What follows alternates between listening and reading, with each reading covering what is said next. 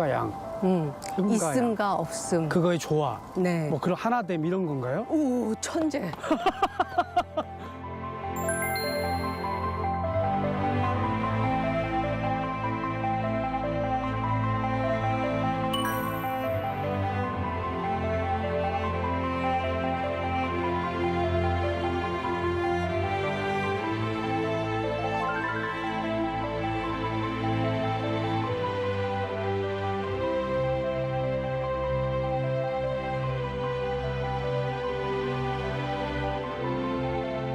저는요 이런 작품을 볼 때마다 좀 궁금한 게 있거든요, 사실은. 네. 이게 제목이 보면은 이제 돌바람이잖아요. 네.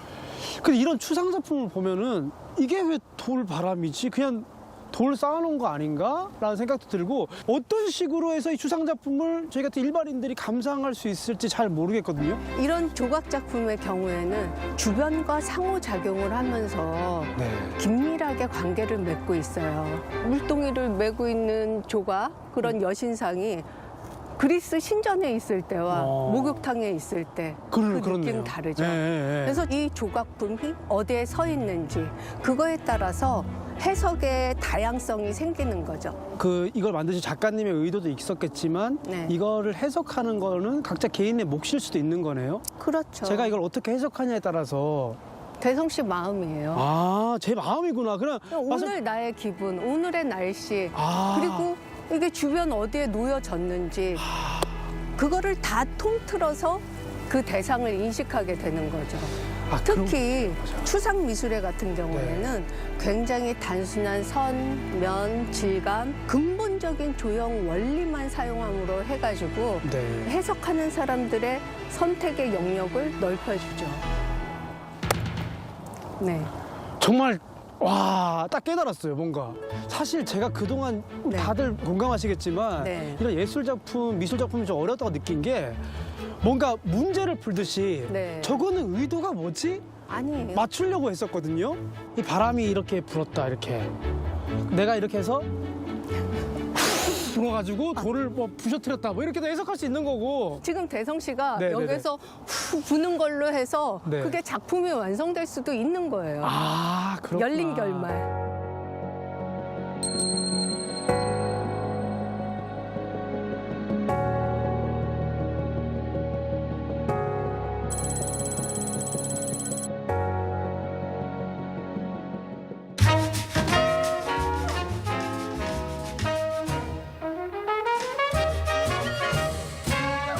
예전에는 여기가 다 공장지대였잖아요. 맞아요. 근데 보니까 벽화들도 많이 있고. 진짜 그래서 여기가 지금 우리 아트앤드시티랑 굉장히 딱 맞는 그런 동네가 아닌가 그런 생각을 해보거든요. 맞아요. 여기 보시면은 딱 이런 것 때문에 굉장히 핫하지 않을까 그런 생각을 해보거든요. 네. 여기 보시면 이 벽화.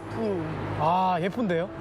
요즘 벽화들은 도시 재생의 목적으로 많이 사용하고 있어요. 맞아요. 지나가는 행인들, 주변의 소품들, 모든 그런 요소들이 다 예술에 포함이 되게 되는 맞습니다. 거죠. 이런 요소, 이 음악, 심지어 사운드 아트까지. 그러니까 이게 다양한 그 광의의 의미의 인터랙티브 아트가 아닐까 싶어요. 관객 참여형 예술. 그렇네요. 찍어서 올리고 또 소통하고.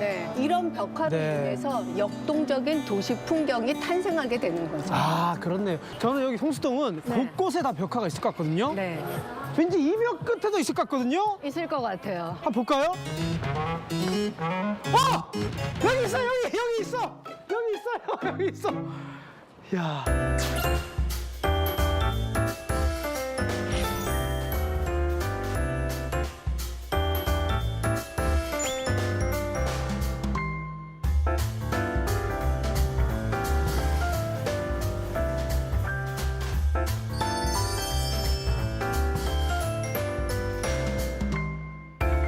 여기는 민화를 그려놨네요.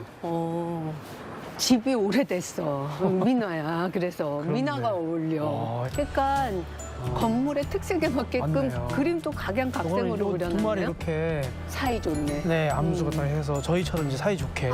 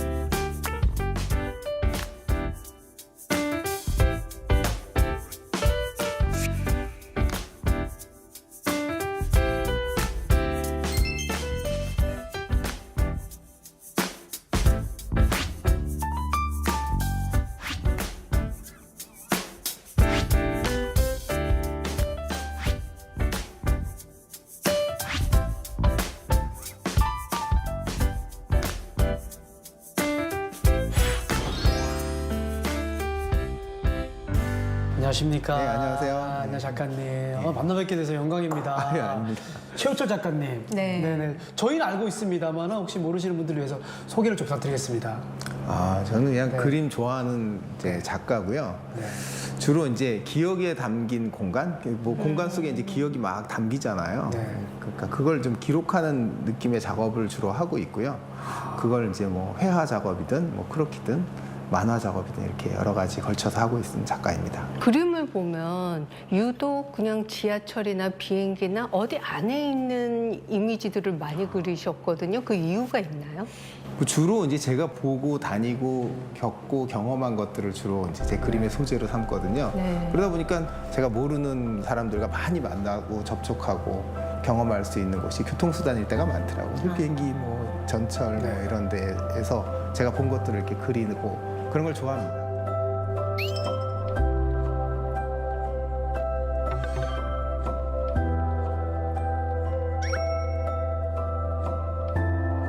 저는 이 디테일에 놀랐어요. 고맙습니다. 네, 이거 하나하나 보면 표정들이 다 달라요. 맞아요. 그리고 한 사람 한 사람 다 사연이 있어. 그러니까. 사람들을 다 일일이 관찰하고 저 사람들은 무슨 생각과 무슨 애환이 있구나 하는 걸 상상하시면서 그리시는 거예요. 어떻게 하셨어요? 딱 봐도 그 느낌이 와요. 정말로 제가 그 아주 어렸을 때부터 계속 취미 생활이 남 크로키하고 다른 사람을 관찰해서 그리는 걸 되게 좋아했어요. 생생하다면 다행이죠. 저희 생생한 걸 즐기는 편이니까요. 너무 생생해요. 지금 저기 보면 이게 이제 신림동에서 지하에 있다가 지상으로 쫙 올라가는 순간을 그린 거예요.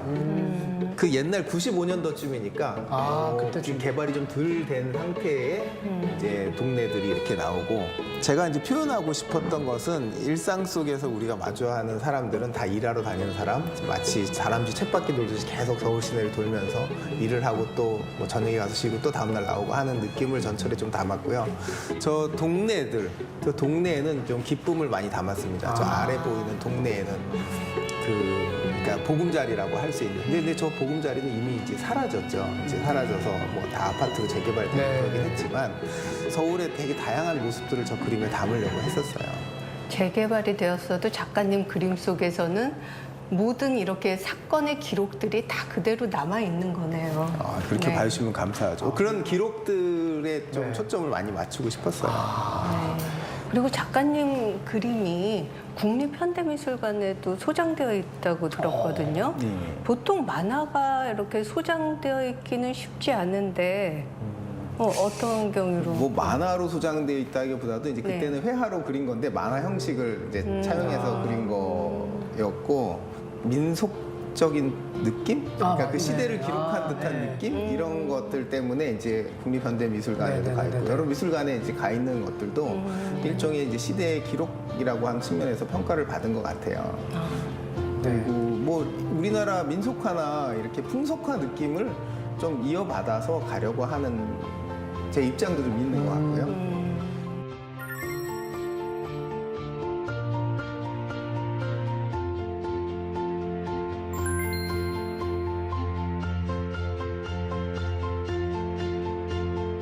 뒤에 있는 작품은 제목이 어떻게 되는 거죠? 1970년대 청계천 고가도로 지금은 이제 철거되었죠. 청계천 고가도로. 제가 이제 테일이라고 하는 이제 전태일 열사 일대기를 만화로 그렸었거든요. 네네. 그 만화에 나오는 한 장면을 이제 큰 그림으로 옮긴 거예요. 여기 청계고가도 육교 밑에 이제 전태일 열사가 공장 그 여성 노동자들한테 풀빵을 사주는 장면이 이렇게 있는데 저는 이때 당시에 여기가 이제 대한민국 산업의 중심지이자 어쨌든 그 경공업 중심으로 우리나라가 성장에 이제 그 동력이 아주 막 태동하던 때였다고 생각하거든요. 그래서 가장 에너지가 넘치는 시기에 장소. 그래서 이제 이 그림 되게 저는 좋아하는데 이제 고가도로 밑에서 그때 당시에 다 시골에서 올라와가지고 힘겹게 다는 사람들이죠.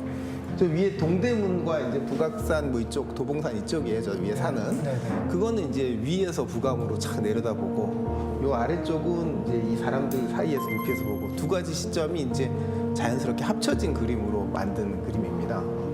근데 저는 보면서 느끼는 게 조금 어둡거든요, 색채가. 그렇죠. 일부러 그렇게 색을 쓰신 예, 건지. 이 그림은 이제 그 당시가 색깔이 없었던 시대였어요. 흔히 인민복처럼 다 모든 사람들이 색깔 자체 거의 옷이. 비슷한 옷을 입고 컬러를 추구하기에는 다 그때 너무 가난했어요. 그래서 다양한 색깔을 추구하던 시대가 아니었고, 그리고 그때 당시에 어쨌든 삶도 그렇게 다채롭다기보다는 생존과 관련된 것이 되게 삶의 어떤 의미를 가지고 있었기 때문에 약간 무채색으로 표현을 했습니다. 여러 시점을 공존하면서 역동적인 느낌은 들지만 그 시대 상황상 약간 회색 도시의 느낌 네, 그런 맞습니다. 표현이 됐네요. 네.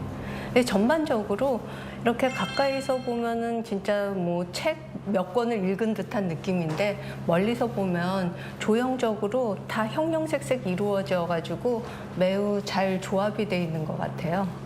아트 앤 더 시티의 첫 회에 첫 포문을 멋지게 열어주셨습니다. 네. 이 작가님이 의도하시는 작품에서 우리는 뭘 느꼈으면 좋겠는지 그런 게 있으실까요? 그냥 다만 제가 어떤 뜻을 담았다라고 생각한다면 공간에 이제 기억이 남는다고 생각해요. 네.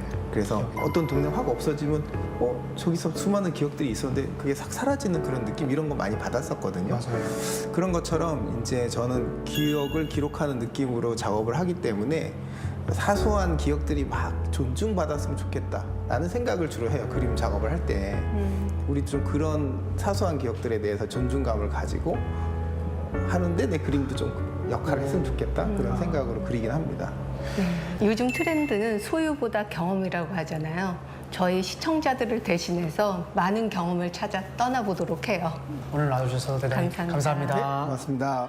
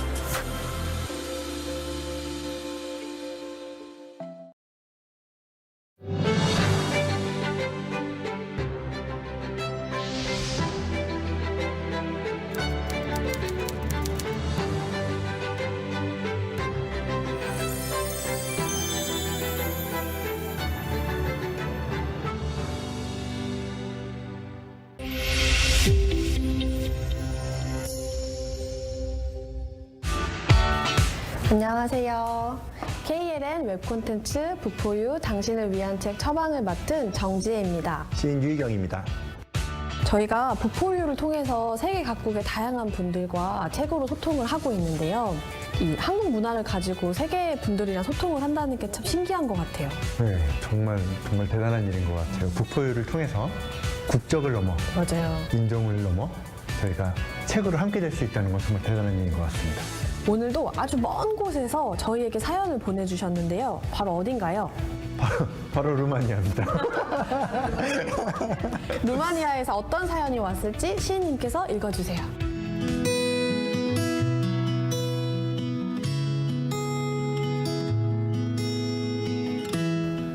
저는 루마니아 사람으로 2013년과 2019년 두 번 한국에 간 적이 있습니다.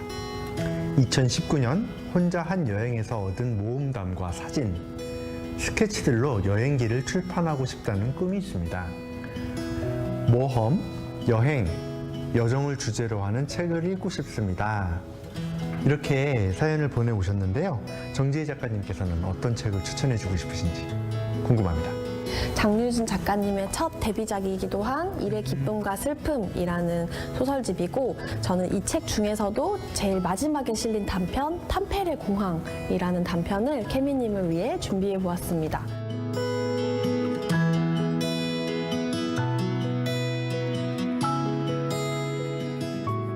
탐페레 공항에 등장하는 주인공 나의 꿈은 다큐멘터리 PD가 꿈인 친구예요. 그래서 이력서에 쓸 스펙을 추가하려고 워킹 홀리데이를 가던 중에 이제 경유하기 위해 들렸던 핀란드의 탐페레 공항에서 한 노인을 만나게 되고요. 그 노인과 굉장히 조금 짧지만 어떤 인상 깊었던 추억을 만들고, 나중에 이제 워홀이 끝난 후에 한국에 돌아왔을 때 그 노인이 보낸 편지를 받게 돼요.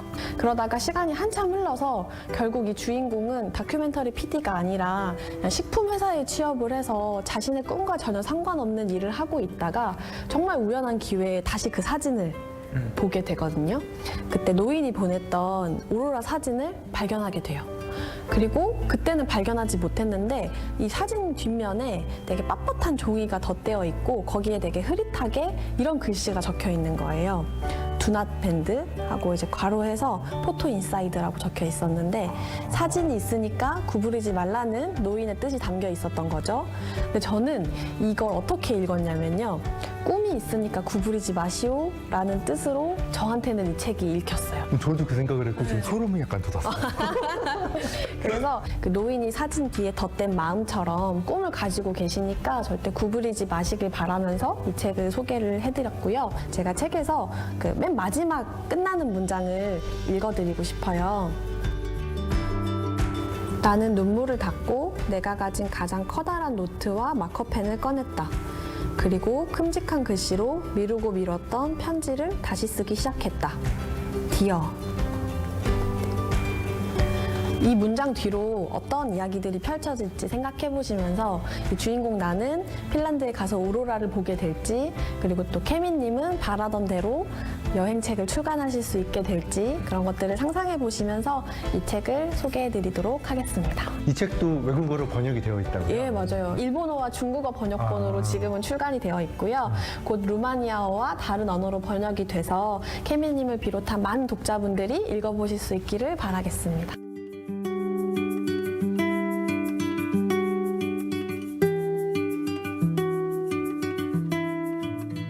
제가 아는 거의 대부분의 시인들은 여행을 사랑합니다. 생각해보면 시를 쓴다는 일이 여기에서 잠시 벗어나서 어디론가 다녀오는 일과 닮았다고 생각해요. 케미님의 여행과 관련된 이야기를 보면서 제일 먼저 떠올랐던 이름이 바로 이병률 역시 시인이라는 네. 사람입니다.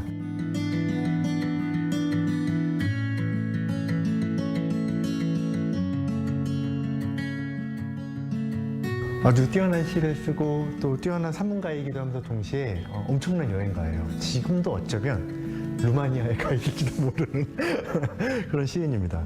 이 이병률 시인은 여행 에세이로도 되게 유명한데, 케미님이 자신의 그 여행 에세이를 쓰고 싶다고 이야기를 했었잖아요. 그래서 이 시인을 소개를 시켜드리면 좋겠다 이런 생각을 했습니다. 여행을 간다는 건 혼자가 되는 일인 것 같아요. 혼자가 돼서 자기 자신을 돌아보고 자신의 삶을 다시 한번 살펴보는 일이 아닐까 생각을 합니다. 그런 중에 나 자신을 발견하는 내용의 시인데 한번 같이 들어볼까요? 얼얼하게 버려진 깊은 밤엔 누구나 완전히 하나, 가볍고 여려 할 말로 몸을 이루는 하나, 오래 혼자일 것이므로 비로소 영원히 스며드는 하나, 스스로를 다다걸고 스스로를 마시는, 그리하여 만년설 덮인 산맥으로 융기하여 이내 녹아내리는 하나. 이 시가 들어있는 시집 눈사람 여간에는 자신의 삶을 여행하는 사람의 마음이 담겨져 있습니다. 그러니까 그건 약간 고고해서 높고 한편으론 외로운 그런 마음이겠죠. 마침내 스스로를 깨닫는 일, 혼자가 되는 일이 케미님이 쓰고 싶은 이야기 속에도 들어있을 거라는 생각을 하고 그 책이 무사히 출간이 되어서 또 번역이 되고 저희가 그 신기하고 재밌고 또 한편으로는 쓸쓸한 여행기를 읽어볼 수 있으면 참 좋겠다. 그런 바람을 담아서 이 책을 소개해드리고 싶었습니다. 케미님에게 너무 딱 도움이 되는 아주 유용한 처방일 것 같다는 생각이 들어요. 네.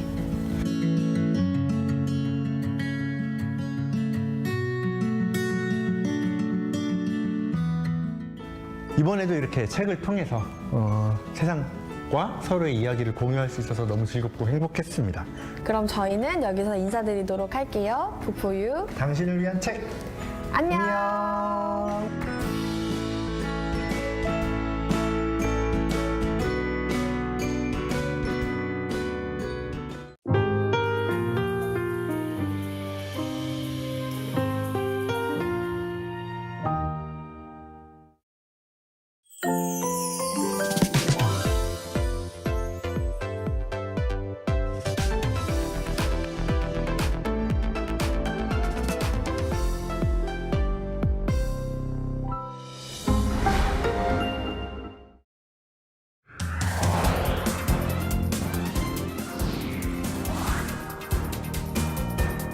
From breaking news in South Korea to stories from around the world, we're here to bring you the news that matters. Truth, clarity, and impartiality. And that's what we uphold in a fast-changing world. We go beyond the headlines, offering depth, context, and perspective. This isn't just news, it's our commitment. News you trust. Arirang News.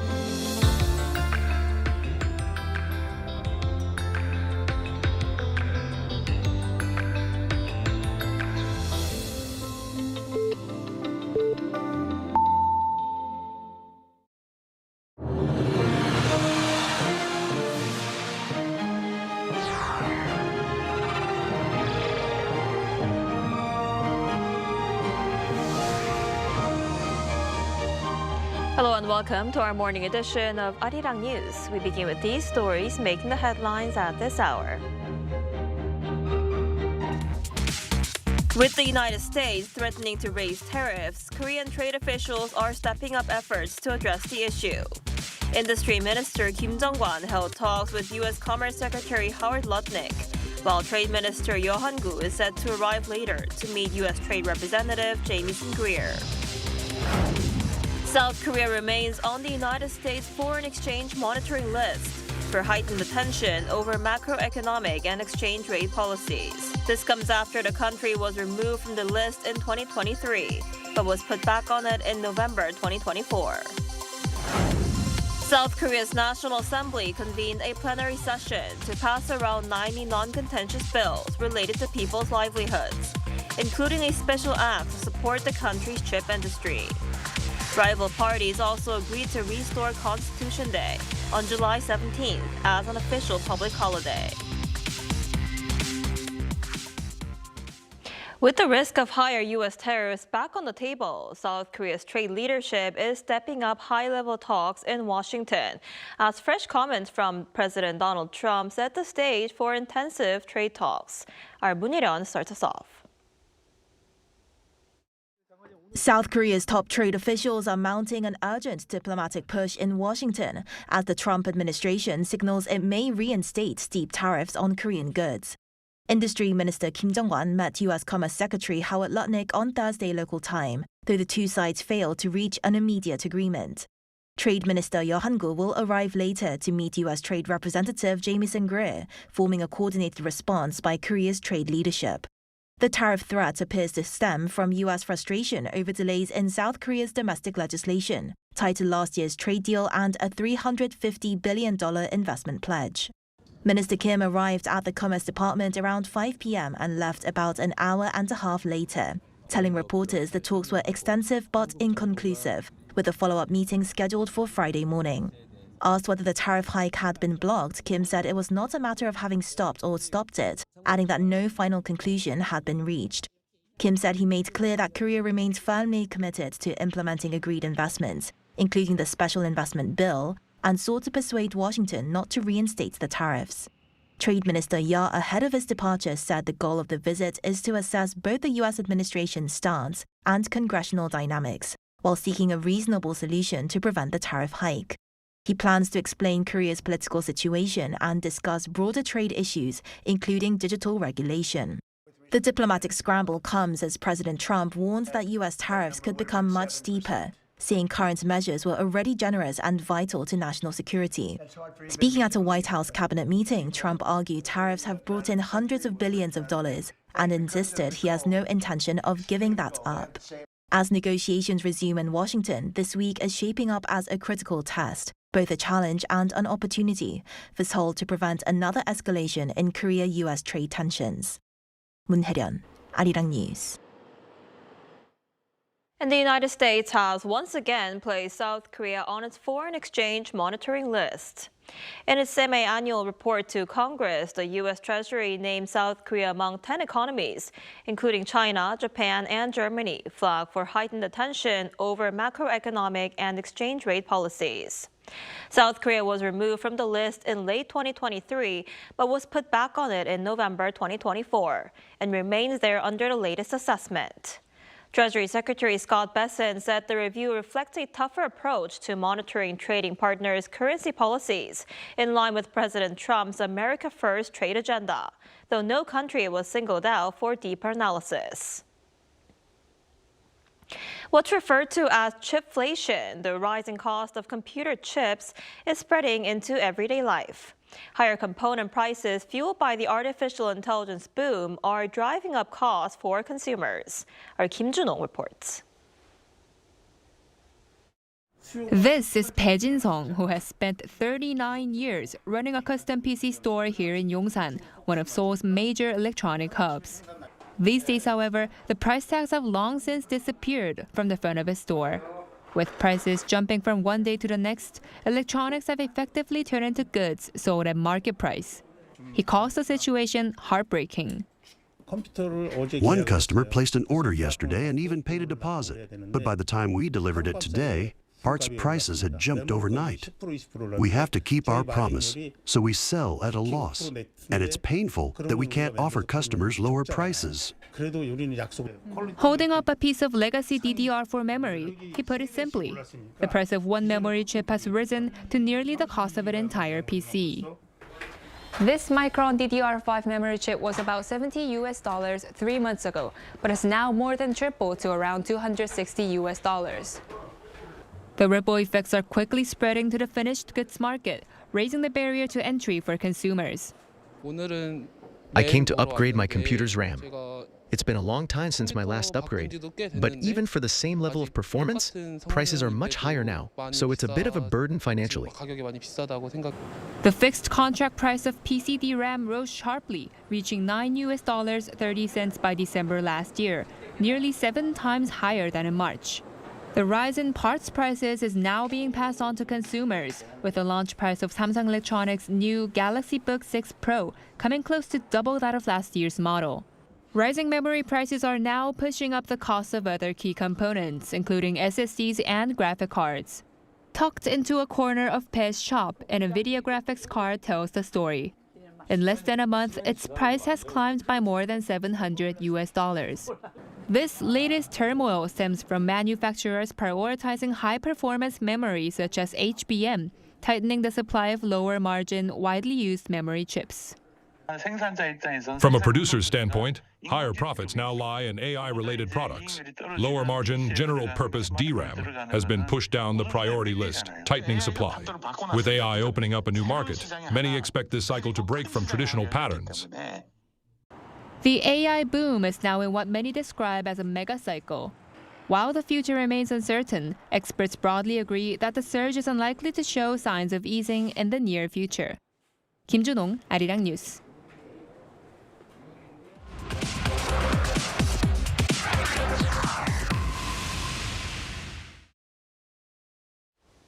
South Korea's defense minister is in Tokyo and is set to hold talks with his Japanese counterpart. For more on what to expect, we're joined today by Dr. Kim Mi-kyung, senior researcher at Social Sciences Korea Research Institute at Gyeongsang National University. Dr. Kim, thanks for joining us this morning. Thank you very much for having me. So this is the first time that South Korean and Japanese defense ministers are meeting in a year and a half, right? What might be on the agenda? Oh, the key agendas would include North Korea's nuclear and missile threats, regional defense exchanges and interoperability, North Korea and Russia's military cooperation, trilateral security cooperation among ROK, Japan, and the US, and unpredictability of Trump administration's policy stance towards its allies in the global theater. The meeting is likely to address the deepening military ties between Pyongyang and Moscow.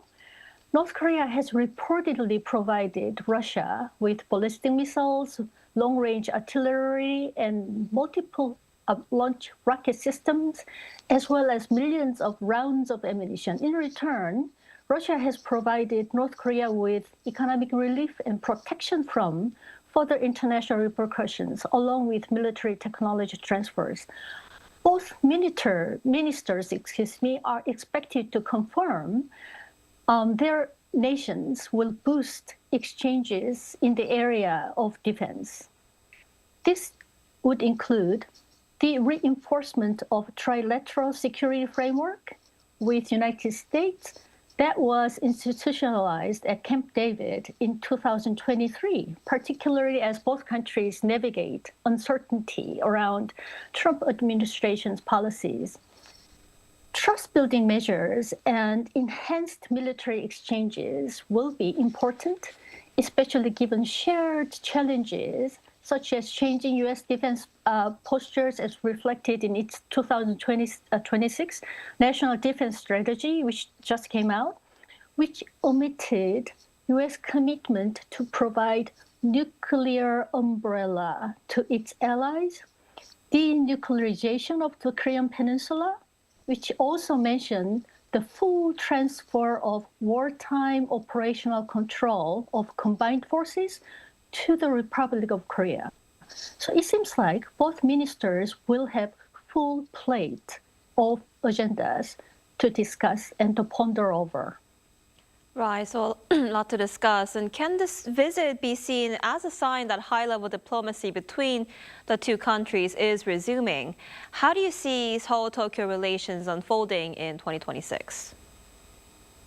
I think this defense ministerial meeting can be a part of shuttle diplomacy. There are some caveats about the outlook for 2026. Before delving into the caveats, I think it is worth noting that today's meeting represents continuity in the momentum that has been building since mid-2025. President Lee and Prime Minister Takaichi held talks in October last year and early this month, and these are the continuation of shuttle diplomacy as Prime Minister Takaichi's predecessor, Mr. Ishiba Shigeru, and ROK President Lee Jae-myung had vowed.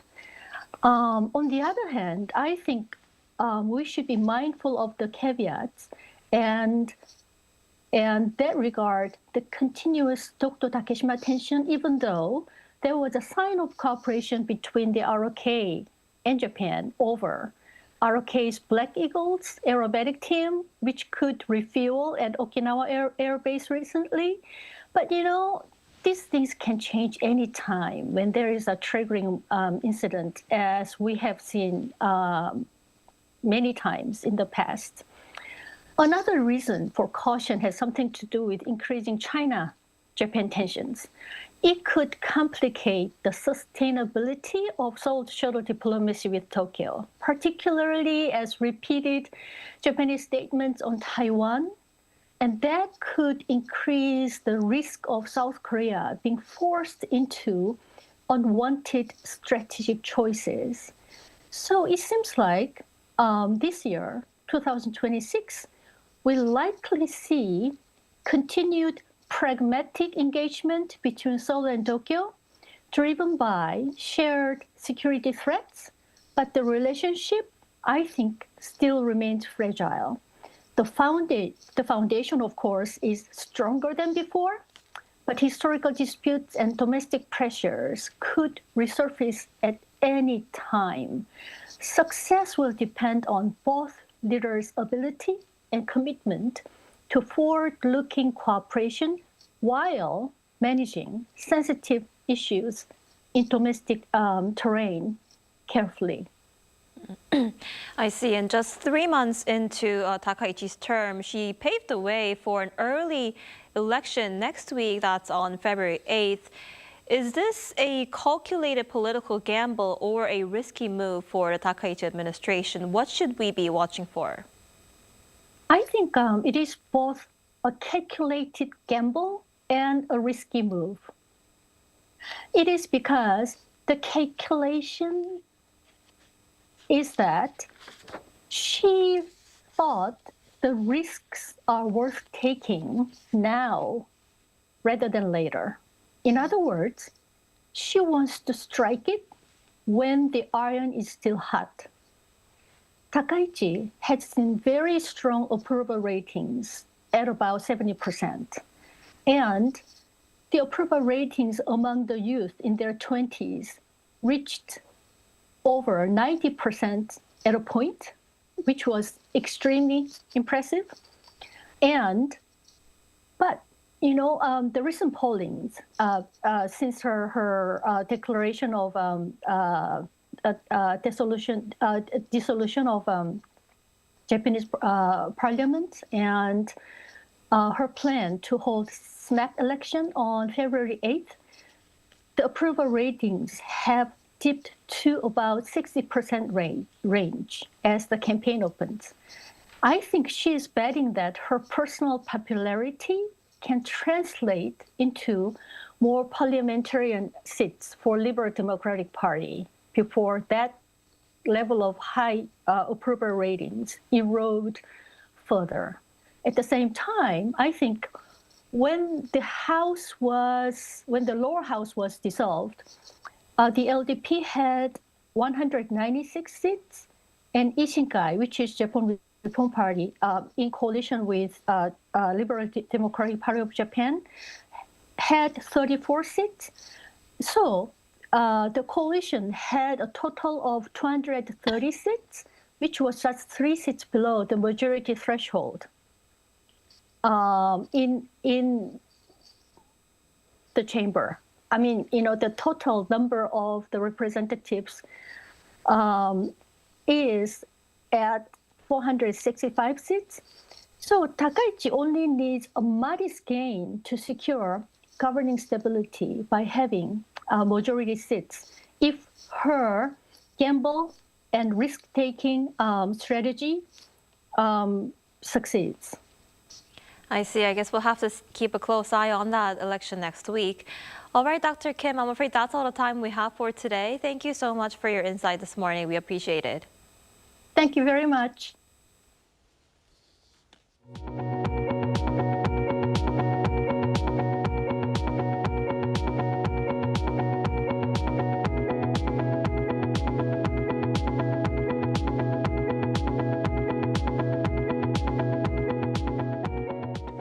The National Assembly convened a plenary session on Thursday to pass around 90 non-contentious bills related to people's livelihoods. After all was said and done, a total of 91 were passed. Our political correspondent An Sung-jin reports. The National Assembly passed 91 non-contentious bills on Thursday at its plenary session. Of the 175 bills on the agenda, the ruling and main opposition parties had agreed to prioritize around 90 non-contentious ones that are related to livelihoods and economic issues. As the main opposition People Power Party decided not to stage a filibuster during the session, the legislative process moved forward swiftly. One of the main items that was passed was a special act on strengthening and supporting the competitiveness of the semiconductor industry.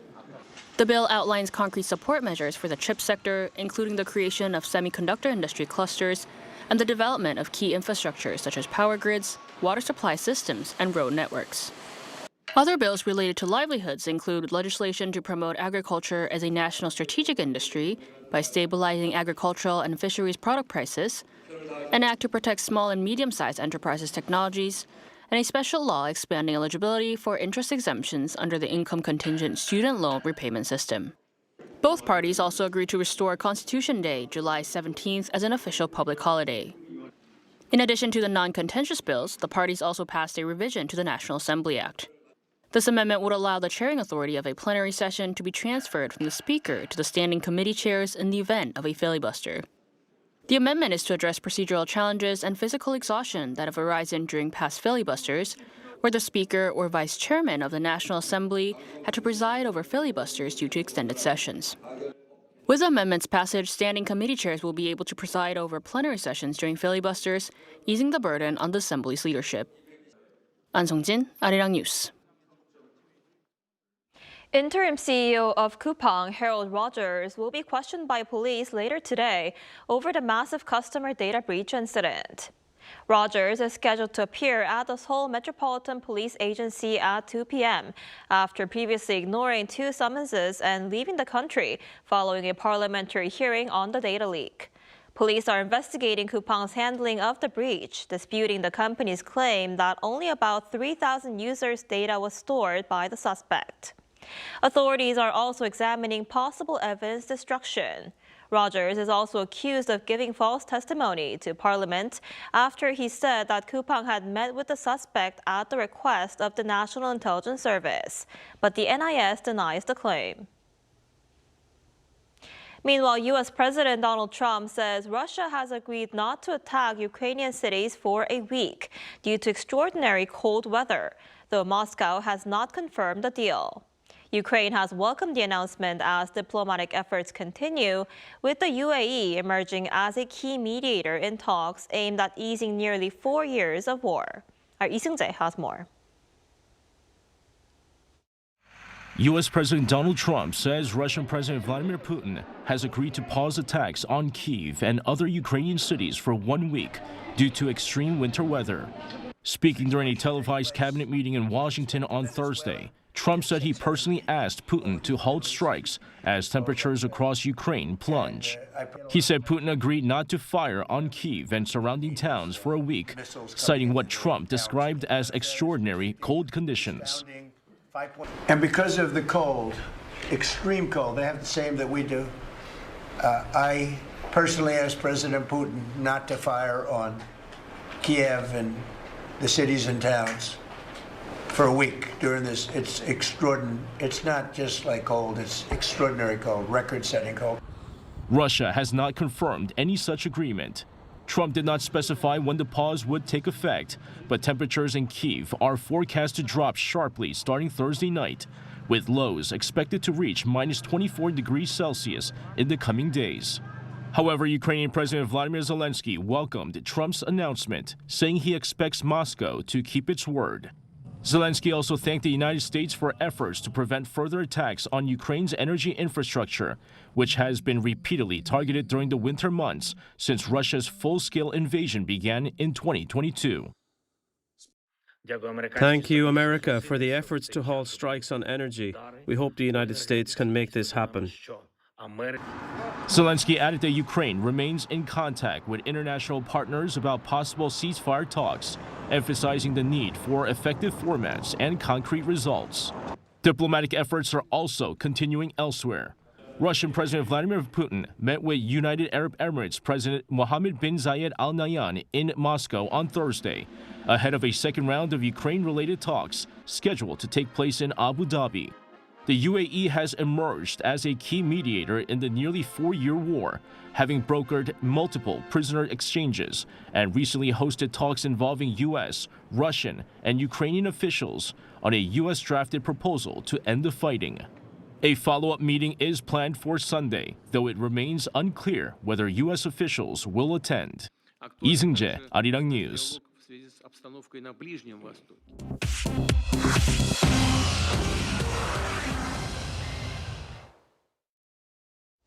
Good morning, I'm Chu Ji-hyun, and this is The World Now. The European Union has designated Iran's Islamic Revolutionary Guard Corps as a terrorist organization following its deadly crackdown on protests. EU foreign ministers reached a decision in Brussels on Thursday, adding the powerful IRGC to the bloc's terror list alongside groups such as Islamic State and Al-Qaeda. This follows the killings of thousands of protesters in Iran, a turning point that pushed previously cautious countries such as France and Italy to back the listing. The EU also sanctioned 15 individuals and 6 entities, targeting Iran's interior minister, senior prosecutors, Revolutionary Guard commanders, and agencies linked to censorship, surveillance, and drone and missile development. Tehran called the EU's move, quote, a major strategic mistake. The U.S. Senate blocked a critical government funding bill, pushing Washington to the brink of a partial shutdown as a fierce dispute over immigration enforcement intensified. Lawmakers failed to advance the budget on Thursday after Democrats refused to fund the Department of Homeland Security, demanding new limits on immigration and customs enforcement operations. The standoff follows the fatal shootings of 2 protesters by federal agents in Minneapolis, prompting Democrats to call for warrants, clear identification of officers, and tighter oversight of ICE. A procedural vote failed 45 to 55, and there will be a partial shutdown from this weekend if no deal is reached by the Friday deadline. President Donald Trump said he wants to avoid a shutdown, adding his administration would work in a, quote, bipartisan way to do so. China has halved tariffs on British whiskey after direct talks between Chinese leader Xi Jinping and UK Prime Minister Keir Starmer in Beijing. The move on Thursday will cut tariffs from the current 10% to 5% and is expected to generate £250 million in export gains over 5 years for the UK whiskey industry. Starmer raised the issue during meetings aimed at securing economic gains. China also agreed to tighten labeling rules on Scotch whiskey to help strengthen protection against counterfeiting.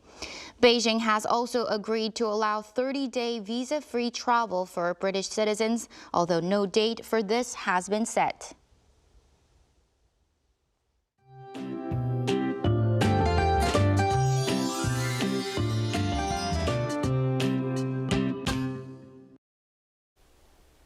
The late January cold spell is still holding on, making for another frigid day.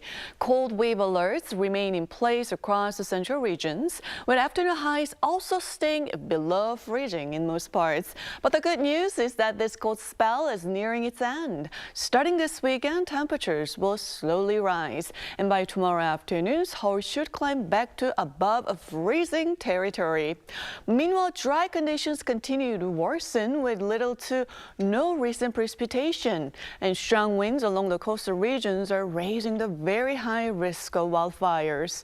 And this afternoon, Seoul will be getting up to just -2 degrees Celsius, Daegu topping out at 3 degrees under mostly sunny skies.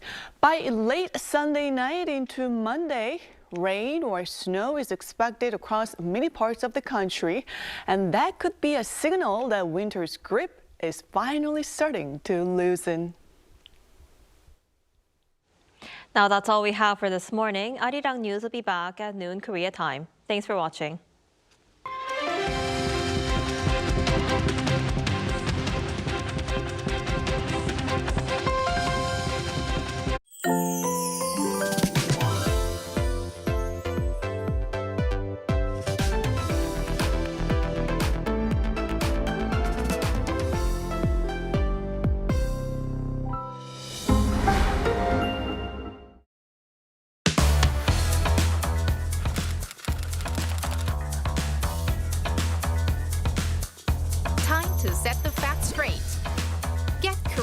designates.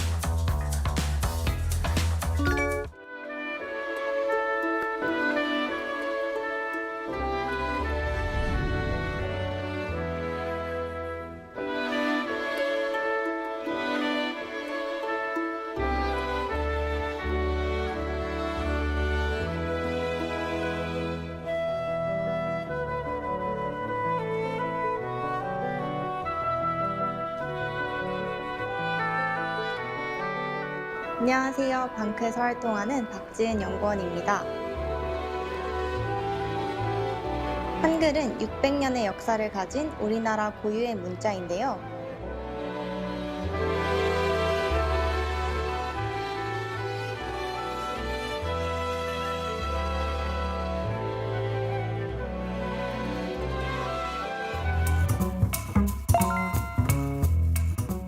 한글에 대해 잘 모르는 분도 많고 또 잘못된 정보를 접한 분도 꽤 있더라고요. 사이버 외교사절 딴 방크의 일원으로서 제가 한글에 대한 올바른 정보를 전달해 드릴게요. 한글은 조선 4대 왕인 세종대왕이 1443년에 창제한 글자예요.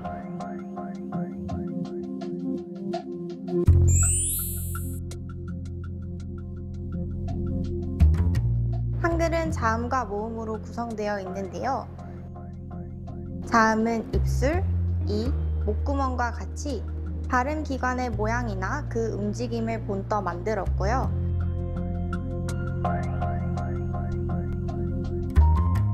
모음은 하늘, 땅, 사람을 본떠 만들었답니다.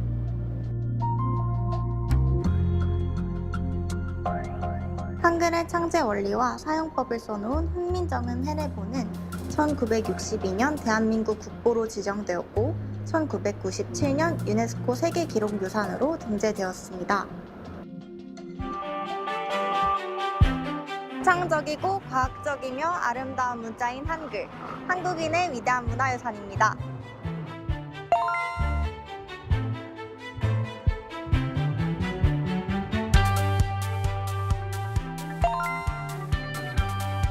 한국 바로 알리기. 여러분도 함께 해주세요.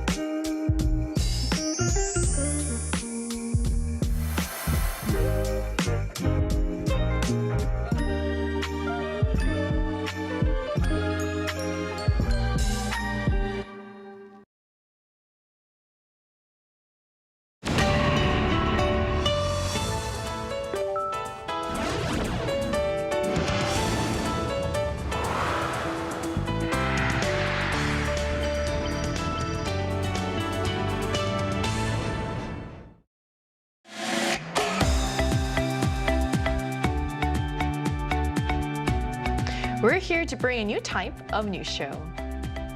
New insights, new styles, and new topics every day.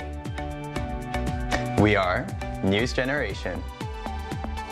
Bringing news just for you. It's Friday, January 30th here in Seoul. I'm Isujin, and this is News Generation. Joining us today is Moonju. Happy Friday. Happy Friday. And also Wonbin's with us. Good morning, Sujin. Good morning. Both are here to speak on behalf of people in their 20s and 30s. So as we wrap up the week, it's worth looking back at the tools shaping how we work, and AI clearly stands out. Its rapid development is already transforming workplaces, and now robots are being increasingly deployed and also in production lines. So can you tell us more about this, Moonjin? What are your thoughts on the continued automation of tasks that were once solely carried out by humans? Recently in CES 2026, Hyundai Motor Company has announced a plan of deploying Atlas, a physical AI robot, to production lines in the near future. This is likely the point where employees and employers' positions clash the most these days. The company must maximize the productivity and margins, which is kind of very obvious, and goals that robots can support over the very long term, while the labor union must protect workers' livelihoods. The company should propose a reasonable middle ground, I think. For example, robots could be phased in sequentially rather than all at once, giving employees time to adjust, or the company could offer alternative roles for those workers and retraining opportunities, I think. Yeah. Right. So to add on to what you said, Hyundai Motor Group's humanoid robot Atlas is set to be fully deployed at its facility in Georgia starting in 2028. So while the company says this is a necessary step towards future automation, the labor unit has strongly pushed back and just yesterday released a statement raising concerns about potential job losses in the future. So the dispute highlights growing tensions between automation ambitions and also worker concerns.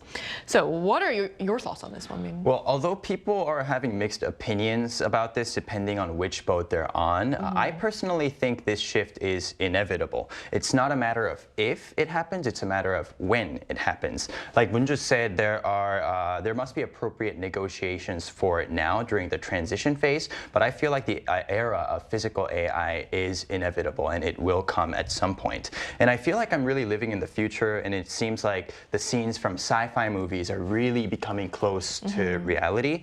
And for us, robotics has been a rising technology since we were kids during the 2000s, and we could see cool robots in photos or news, in science magazines as well, but it always seemed very far away from reality or any practical implementation. Right. So it's really cool to see robotics technology and being combined with AI technology in 2026. And because everyone is talking about AI, robotics, physical AI combined, it was also quite relieving, and it really gave me a big sense of pride that one of Korea's biggest companies showcased their robotics technology in the CES 2026. So I'm glad you highlight the positives of this, but also this is a really big issue because actually recently, like Senator Bernie Sanders was on, he's a US Senator, he was on this really popular podcast called Theo Von Podcast, and he talked about how the US is really prepared for pretty much any military invasion, but they're not prepared for the effect AI will have on job losses. So this is a very serious issue, and there's a lot to talk about.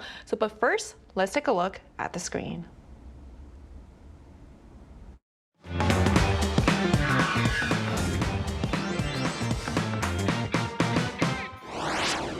As AI continues to advance, the way individuals and companies use this technology is evolving just as quickly.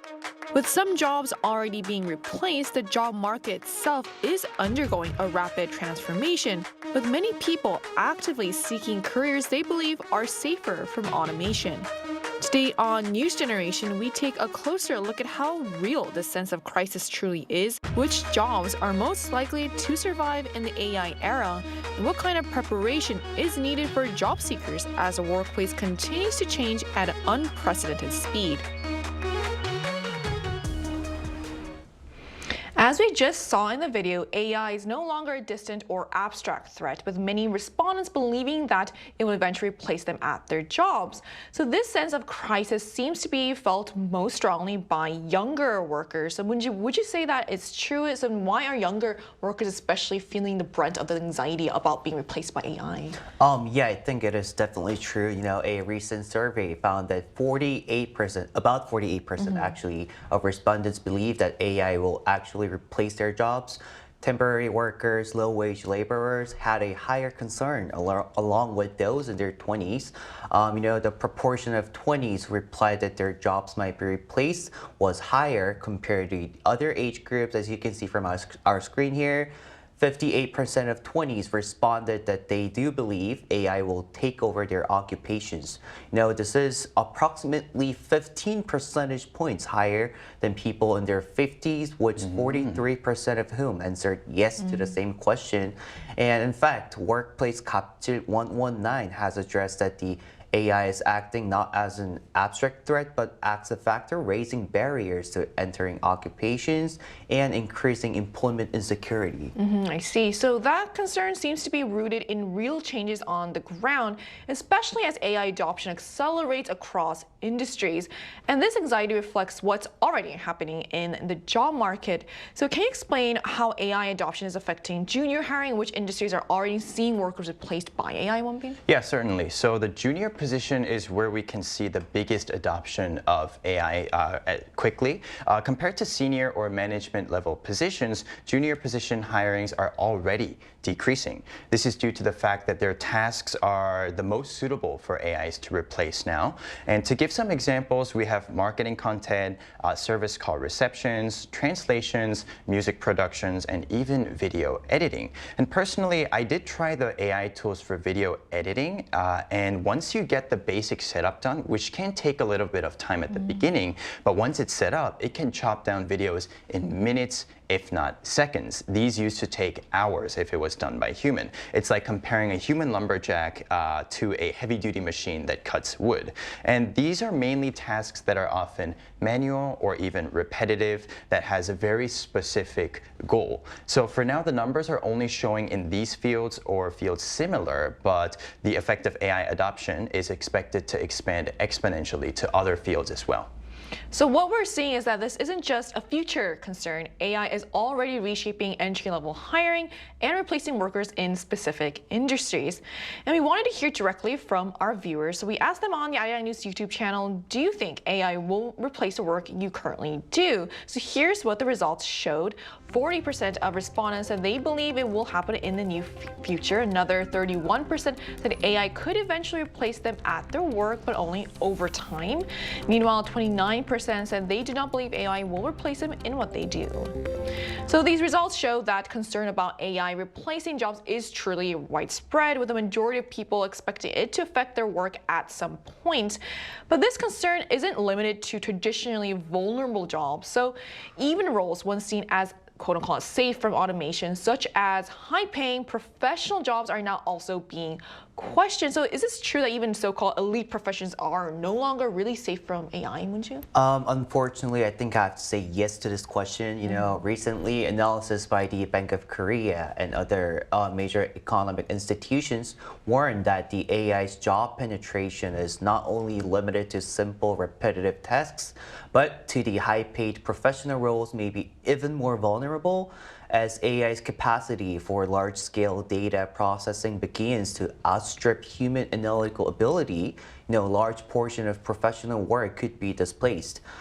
This risk extends to Korea's most popular professions, including doctors. In the U.S. state of Utah, regulators recently approved the first platform allowing AI to autonomously re-prescribe medications, spawning what some call an AI doctor.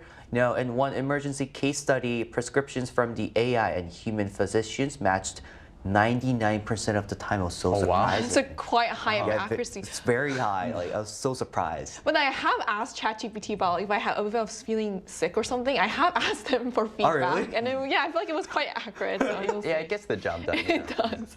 So all this suggests AI isn't just replacing routine tasks. It's beginning to challenge the core expertise of professional roles as well. And this doesn't just stop with doctors. So how is AI already changing hiring and work practices in other professions that typically require years of training? Yes, so like you just said, it seems like professions that require years of studying and training are being replaced as well. For the viewers, in Korea, we have a term called 사자. It means job sectors that are virtually irreplaceable and guaranteed to have a secure income, secure high income throughout their career. This includes lawyers, accountants, CTAs, doctors, like Moon just said, and other similar professions. Recently, law firms have decreased the number of hiring for new junior lawyers because of AI. It's much cheaper and efficient and quicker for them to make a lawyer AI and train that lawyer AI. And this lawyer AI, again, can read and analyze legal documents and write one too when they are told to do so. And in Korea, the top 10 law firms decreased their hirings by 23% in the past 3 years, which is exactly when AI tools began to rise above the surface. The top 4 accounting firms also decreased their hirings by 30% for the exact same reason. I mean, this is quite shocking because usually you mentioned 사자, like in Korea, those jobs are considered very, good as well. Very secure. Very secure, but I guess it's not anymore. So to get an expert's take on the changing job market, especially in the professional field, we're going to talk to a law school professor. And that conversation will take place right after the break, so don't go anywhere.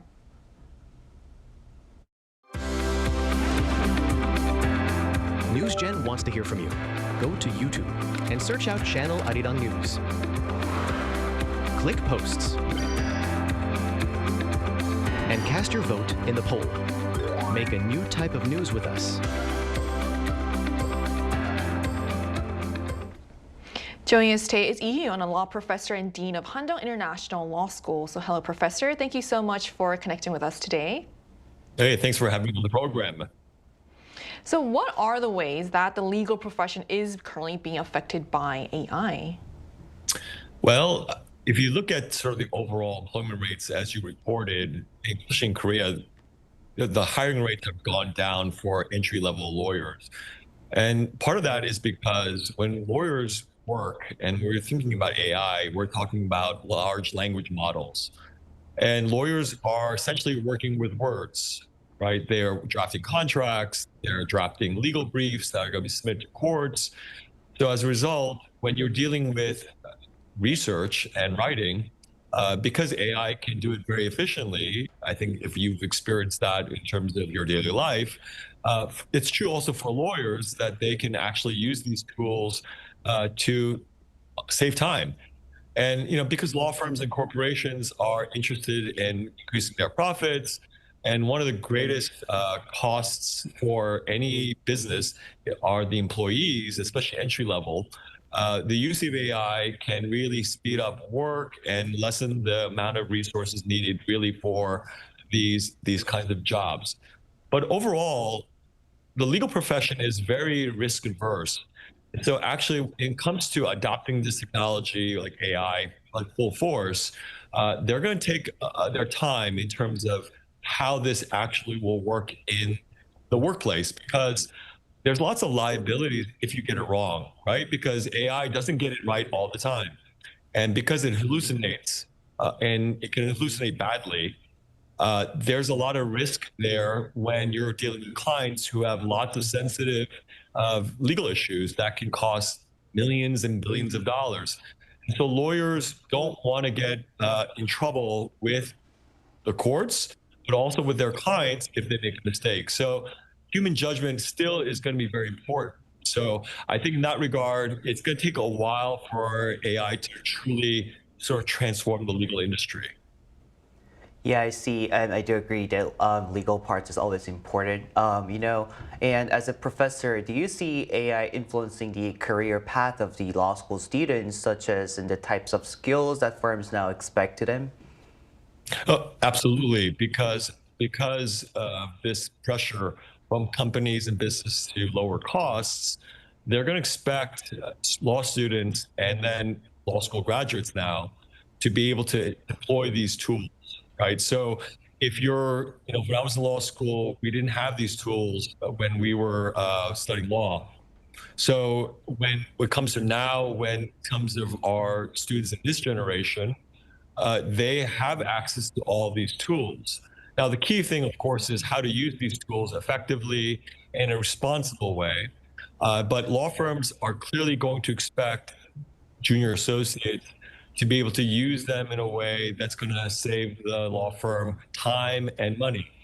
So here, what you're seeing is many law schools are trying to adapt to this technology by including it in their legal education programs. That's true for our law school as well here, that we're anticipating that lots of businesses and corporations, law firms are going to really expect students to know, and without receiving training on the job, to use these technologies in a way that's going to be effective, efficient, and accurate. And so I think that's the challenge for lots of law schools like ours here in Pohang, that basically students will have to then adjust to these environments, and law schools will have to train them in a way that's appropriate, responsible, and to be effective in the legal profession. Thank you so much for your insights, professors. Now, last question to you is, what practical advice would you give to young people preparing to enter the legal profession in the age and the era of AI? Well, this is a question that we are grappling with here at our law school. So when it comes to incoming students, we're really thinking about how do students engage in legal study. And one of the important things is for lawyers is to think like a lawyer, write like a lawyer, speak like a lawyer, and analyze. And if you use these tools too prematurely, then students won't be able to really get the skills that they need. For instance, if you're teaching mathematics and you give someone a calculator right away, they may be able to use the tool in such a way to get the right answer, but they don't know the underlying principles behind mathematics to be able to use the tools effectively later when the problems get more complicated. And that's true for legal study as well. If you don't know how to do the foundational skills of reading, writing, and analyzing law, and you use AI too much, then you're not going to get the skills necessary to be an effective lawyer later. And so my advice really to anyone who's thinking about going into the legal profession and engaging in the study of law is you need to do the hard work first. There are no shortcuts when it comes to law study. So a lot of it will be on your own without the assistance of any technology like AI, because you have to use your own brain and brain power to be able to muster the legal analysis necessary to really engage legal problems in an effective way. And then later on, when you are proficient, then you can use the AI and make judgments about whether the AI is doing a good job or not, and then using it in a way that can be used in your own work in the future. But you can't use on AI early on, because you will really stunt your legal academic growth if you use it too early. Right, and I think your advice about and your point about how learning how to apply your knowledge is really applicable in pretty much any field these days too. Absolutely. So I think the foundational skills are necessary to establish that base, and then you can use tools like AI really effectively when you do your regular work. But right, the foundation is absolutely necessary to set by yourself without the use of these technologies. All right. Thank you so much for sharing your insight with us today, Professor. Yeah, thanks for inviting me. So we just spoke with a legal expert about how AI is already affecting the legal industry, from law firms hiring to the career paths of law school students, and even how the younger generation should prepare for the AI era. So that naturally leads us to a bigger question. So in the age of AI, Minju, what kind of jobs are less likely to be replaced by AI? As interest grows in jobs like AI can't easily replace, MZs are increasingly drawn to blue-collar work, which is very surprising compared to past that they they were really into white-collar works. In 2025 job search results, production work ranked second, a 27% rise year-on-year. And searches for skilled trades like heavy equipment operation, welding, and sawing machine operator roles also increased. And the reason behind this is just AI needs to be much more refined and better prepared in both software and hardware when you go to these kind of job things. Yeah. You're right. It's quite surprising, but it also makes sense that people are turning to more skill-based work. So beyond technical skills, are there other jobs that AI might find hard to replace? Yeah, certainly. Jobs that require, jobs that require human connection are also considered to be on the safer side for now. For example, teachers or therapists. So any job that requires empathy, emotional connection, and human bonding are being considered as the final ground that will be very difficult to be replaced by AI.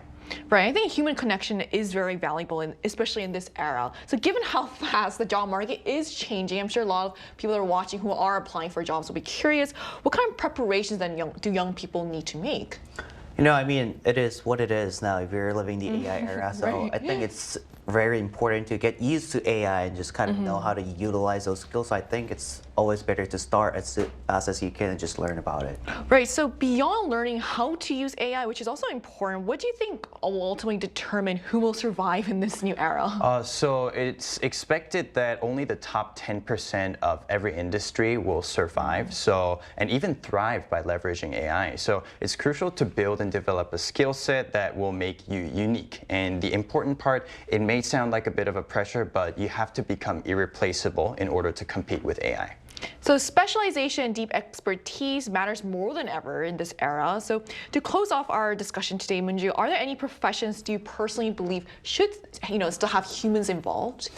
Yeah, as just one been mentioned earlier, I think therapists or consultants, just because, I think human empathies and human emotions are kind of more, should be more focused in those kind of work. So I think consultants and therapists definitely. I think those are good fields to have people involved. Yeah. What about you? Similar opinion. I believe that teachers should remain as human beings as well, because personally as a teacher, and we've all been students before, having the relationship between a student and a teacher during the process of learning will be very difficult to be replaced by AI, especially emotionally and in terms of the bonding that you gain. So for me, and I believe that teachers should be, I have a lot to say about this as a teacher myself, but in short, I think teachers should stay as human.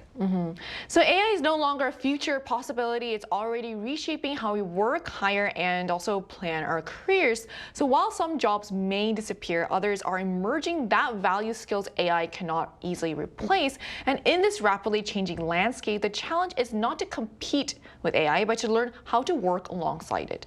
So how well we prepare today may ultimately determine who thrives in the job market of tomorrow. And that brings us to the end of today's episode of News Generation. My News Gen will be back on Monday at 10:30 a.m. Korea time with more stories and discussions. A big thanks to Moonju. Thanks for having me today. Thanks for coming in. Also, Wonbin. Always a pleasure, Sujin. And to our viewers, thank you so much for joining us, and we hope you have the best day. We are News Generation.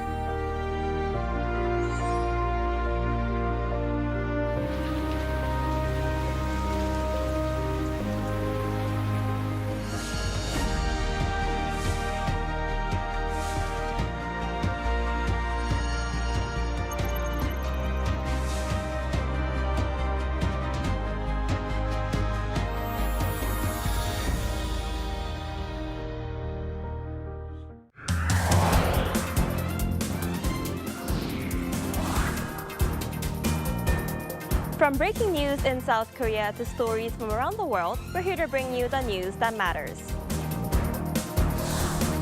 Truth, clarity, and impartiality. And that's what we uphold in a fast-changing world. We go beyond the headlines, offering depth, context, and perspective. This isn't just news, it's our commitment. News you trust. Arirang.